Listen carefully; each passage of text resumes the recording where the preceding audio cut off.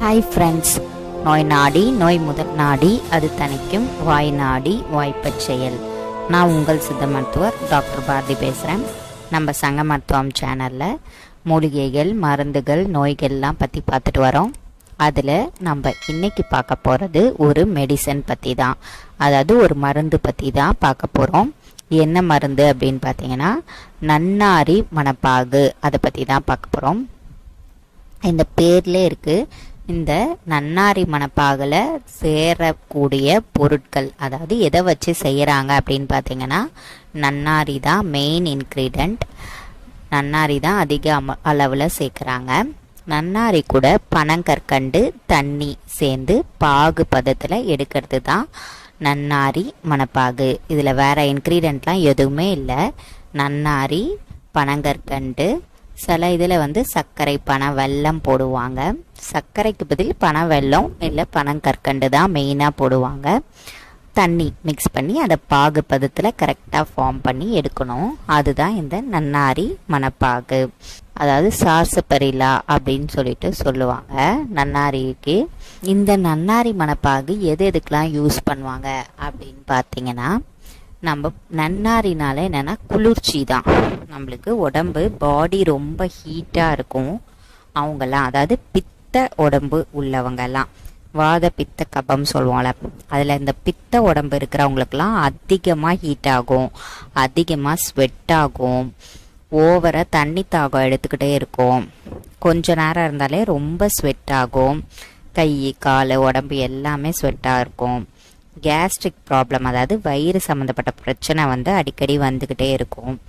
ஏன்னா பித்தம் அப்படின்னாலே இந்த செரிமான சக்தி, செரிமான கோளாறு, இந்த மாதிரி பிரச்சனை எல்லாமே வரும். செரிமான சக்தி சரியாக இல்லாததுனால செரிமான கோளாறு வரும்.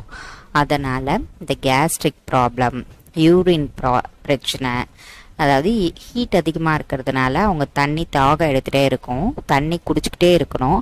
அப்படி குடிக்காமல் விட்டாங்க அப்படின்னா யூரின் பிரச்சனை வரும். ஸோ அதனால தான் இந்த நன்னாரி மணப்பாகு ஹீட் அதிகமாக இருக்கிறவங்களுக்கு ரெடியூஸ் பண்ணும், தாகம் அதிகமாக எடுக்கிறவங்களுக்கு ரெடியூஸ் பண்ணும். அதாவது தாகம் எடுத்துக்கிட்டே இருக்கும் அப்படின்னா அது நமக்கு கொஞ்சம் கண்ட்ரோலுக்கு வரும். ஹீட் அதிகமாக இருக்கிறதுனால தான் ஸ்வெட்டிங் அதிகமாகுது, அதனால தான் தாகம் வருது. அப்போ இந்த பித்தத்தை கண்ட்ரோல் பண்ணால் நம்மளுக்கு ஸ்வெட்டும் கண்ட்ரோல் ஆகிடும், தாகமும் கம்மியாயிடும். இதனால் டைஜஸ்டிவ் ப்ராப்ளமும் வராது, யூரின் இன்ஃபெக்ஷன், யூரினரி ப்ராப்ளம்ஸும் வராது. அதனால் இந்த நன்னாரி மணப்பாக எடுத்துக்கிட்டால் அவங்க ஹீட்டை ரெடியூஸ் பண்ணிடலாம். பித்த உடம்புக்கு ரொம்ப ரொம்ப ரொம்ப எல்லாருமே எடுத்துக்கலாம், ஆனால் பித்த உடம்பு இருக்கிறவங்களுக்கு ரொம்பவும் நல்லது இந்த நன்னாரி மணப்பாகு.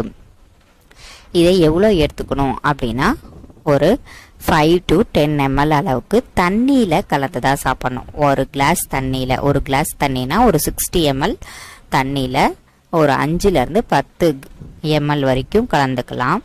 கலந்து மிக்ஸ் பண்ணி சாப்பிட்டுக்கலாம். காலையில், ஈவினிங் 2 வேளையும் எடுத்துக்கலாம். ஏன்னா உங்களுக்கு ஹீட்டு தான், ஹீட் ஃபுல்லாக ரெடியூஸ் ஆகிற வரைக்கும் 2 வேளையும் எடுத்துக்கலாம். அதுக்கப்புறம் ஒரு வேளை எடுத்துக்கிட்டால் போதும். சாப்பிட்றதுக்கு முன்னாடி எடுத்தாங்கன்னா நல்லது. சாப்பிட்டதுக்கப்புறம் டைம் இல்லை அப்படின்னா எடுத்துக்கலாம், ஆனால் சாப்பிட்றதுக்கு முன்னாடி எடுத்தால் ரொம்பவும் நல்லாயிருக்கும்.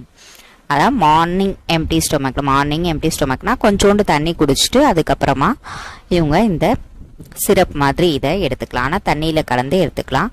நார்மலாக ஹாட் வாட்டரில் கலந்து எடுத்துக்கணும்னு இல்லை, பச்சை தண்ணியிலே கலந்து எடுத்துக்கலாம். அந்த மாதிரி சாப்பிட்டாங்கன்னா அவங்களுக்கு பித்தம் ரெடியூஸ் ஆகும், பாடி ஹீட்டும் ரெடியூஸ் ஆகும். இதே மாதிரி பல வீடியோக்களை பற்றி பார்க்குறதுக்கு நம்ம சங்க மருத்துவம் சேனலை சப்ஸ்கிரைப் பண்ணுங்கள், லைக் பண்ணுங்கள், ஷேர் பண்ணுங்கள், கமெண்ட் பண்ணுங்கள். பெல் பட்டனையும் கிளிக் பண்ணிட்டீங்கன்னா உங்களுக்கு நோட்டிஃபிகேஷன் வந்துடும். நம்ம போடுற வீடியோக்களை நீங்கள் பார்த்து தெரிஞ்சுக்கலாம். தேங்க்யூ.